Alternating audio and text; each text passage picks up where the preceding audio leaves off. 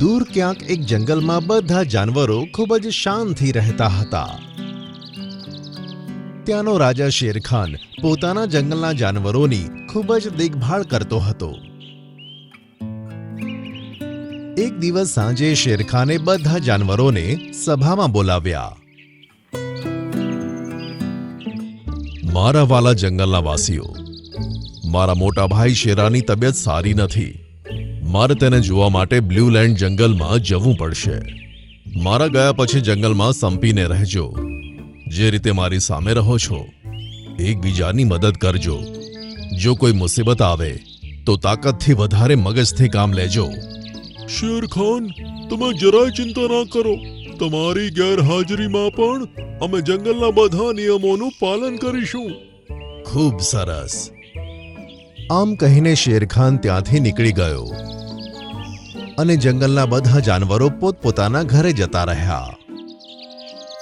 સવારે ઉઠીને પોતપોતાના કામે લાગ્યા, પણ ત્યાં જ એક વાઘની ત્રાડનો અવાજ તેમને સંભળાવા લાગ્યો.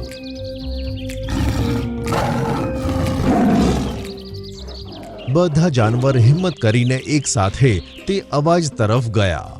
તેમણે જોયું કે એક વાઘ શેરખાનના કિલ્લા ઉપર ઊભો છે. કોણ છે તું? અવાજ ધીમી રાખો.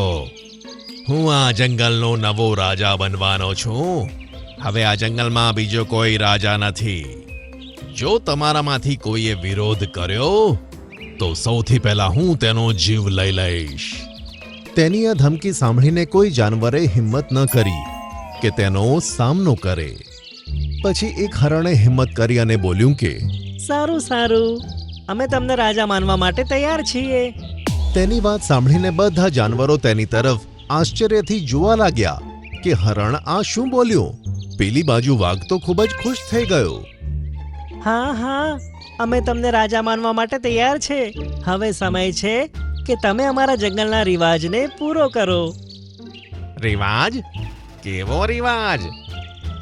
અમારા જંગલનો જૂનો રિવાજ છે કે કોઈ પણ રાજા બનતા પહેલા હરણને રેસમાં હરાવવું પડે.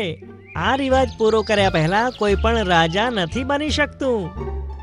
સારું, હું તારી સાથે રેસ કરવા માટે તૈયાર છું. તેની અવાજ સાંભળીને બધા તો હેરાન થઈ ગયા. ભલા એક હરણ વાઘને કેવી રીતે રેસમાં હરાવી શકે? અને વાઘ તો ખુશ થઈ ગયો કે તે હવે આ જંગલનો રાજા બની જશે.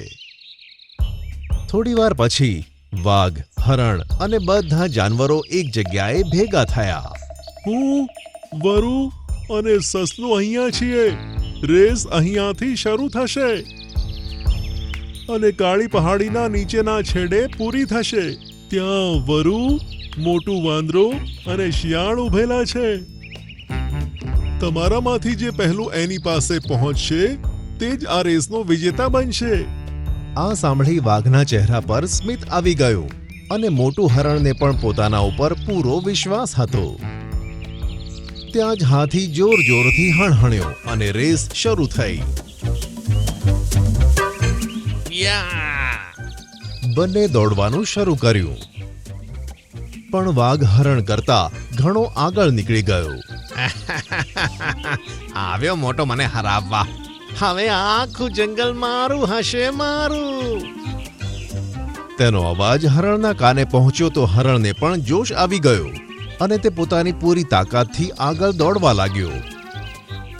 જોત જોતામાં તે તો વાઘની પાસે પહોંચી ગયો અને વાઘ કરતા થોડો આગળ પણ નીકળી ગયો. આ ના થઈ શકે. જો આ જીતી જશે તો મારા માટે ઠીક નથી. આમ વિચારીને તેને એક આઈડિયા આવ્યો અને તે બરાબર હરણની પાસે જઈને તેને એક બાજુ ખસેડ્યો અને હરણ ઝાંખરામાં પડી ગયો. ઘણા સમય સુધી તે ઝાંખરામાં લપસતો જ રહ્યો અને એક જગ્યાએ આવીને પડ્યો.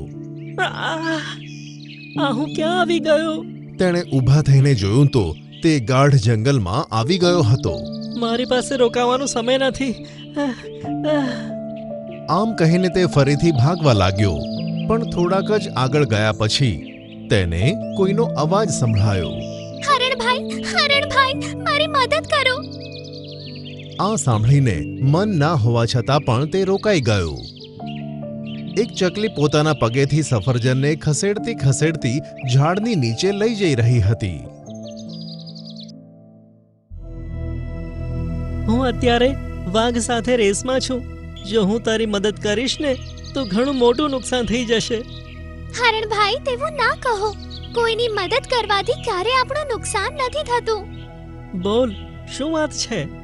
હું આ સફરજનને ખૂબ મહેનતથી અહીંયા સુધી લઈને આવી છું, પણ હું તેને આ ઝાડ ઉપર બનેલા મારા માળા સુધી નથી લઈ જઈ શકતી અને મારા બચ્ચા ભૂખ્યા બેઠા છે.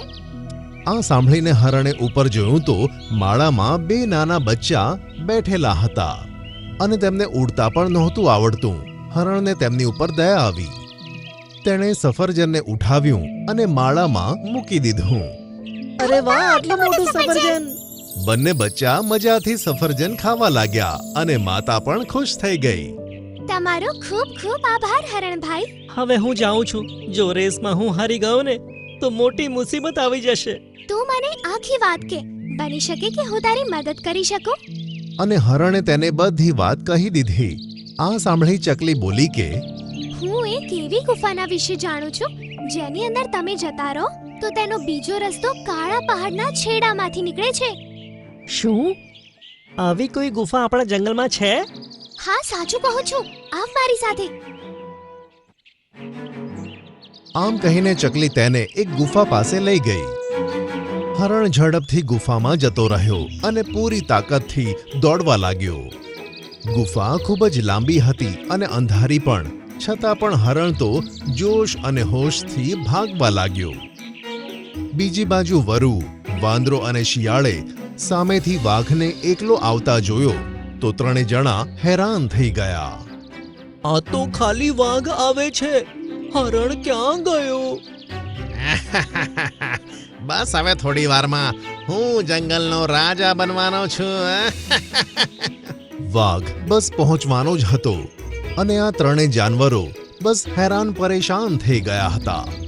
અને અચાનક જ ત્યાં રહેલી ગુફામાંથી હરણ બહાર આવી ગયો. અરે, આ ક્યાંથી ટપકી પડ્યો? વાઘ ઝડપથી દોડ્યો, પણ હરણ ઝડપથી તે નિશાની સુધી પહોંચી ગયો અને આ જોઈને ત્રણેય જાનવર ખૂબ જ ખુશ થયા. અરે ધનતેરી કી! બધા જાનવર તો ખુશ ખુશ થઈ ગયા અને વાઘ ગુસ્સાથી લાલચોળ થઈ ગયો. આ તમે મારી જોડે કપટ કર્યું છે. તે મારી પહેલા કેવી રીતે પહોંચી ગયો? કપટ તો તે કર્યું છે. તે મને ઝાડીઓમાં ધક્કો માર્યો જેથી હું રેસ જીતી ના શકું. આ સાંભળીને બધા જાનવરો વાઘની બાજુ ગુસ્સાથી જોવા લાગ્યા. એ તો ચકલીનું ભલું થાય કે મેં તેને મદદ કરી તો તેને મને અહીંયા આવવાનો રસ્તો બતાવ્યો. આ સાંભળીને વાઘને શરમ આવવા લાગી અને તે તરત જ ત્યાંથી ભાગી ગયો.